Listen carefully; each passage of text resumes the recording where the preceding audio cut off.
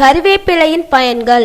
புற்றுநோயை தடுக்கும் கறிவேப்பிலை. கறிவேப்பிலையில் பல்வேறு மருத்துவ குணங்கள் இருப்பதாக சமீபத்தின் ஆய்வுகள் மூலம் தெரிய வந்துள்ளது.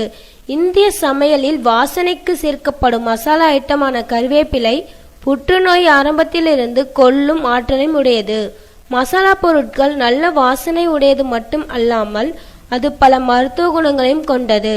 இது புற்றுநோய், இதய நோய் குறைக்கும் ஆற்றலையும் கொண்டது. மேலும் கறிவேப்பிலையால் ஞாபக சக்தி எளிதில் கிடைக்கிறது.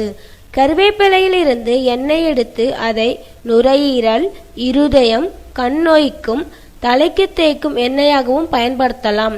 சாதாரணமாக 100 கிராம் கறிவேப்பிலையில் அரைத்து சாற்றை எடுத்து 100 கிராம் தேங்காய் எண்ணெயை கலந்து இதமான சூட்டில் ஈரப்பதம் நீங்கும் வரை காய்ச்சி தினசரி தலைக்கு தேய்த்து வந்தால் உடல் உஷ்ணம் மங்கும், பாரம்பரிய நரை வராது, கண் பார்வை குறை ஏற்படாது. கறிவேப்பிலையில் அரைத்து சாப்பிட்டால் நுரையீரல், இருதய சம்பந்தப்பட்ட இரத்த சம்பந்தப்பட்ட நோய்கள் வருவது குறையும்.